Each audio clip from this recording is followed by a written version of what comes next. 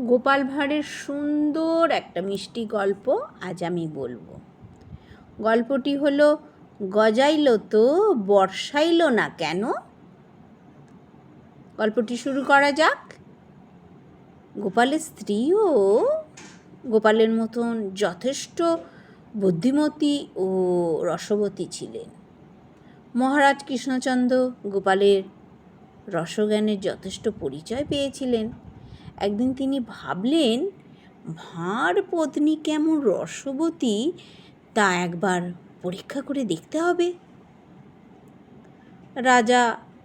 রাজার খেয়াল যেমন ভাবা তেমন কাজ।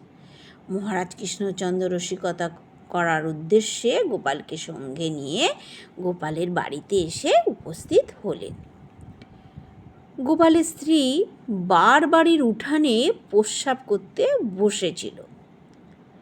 রাজা সহ গোপালকে আসতে দেখে তার প্রস্রাব করা আর হলো না। সে একটা বাতকর্ম দিয়েই উঠে পড়ল। মহারাজ কৃষ্ণচন্দ্র দেখলেন এমন রসিকতা করার সুযোগ আর পাওয়া যাবে না।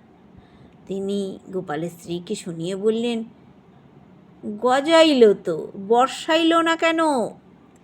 গোপালের স্ত্রী নির্ভয় বলল, চাতকের অদিষ্টে জল নাই তাই বলিয়া।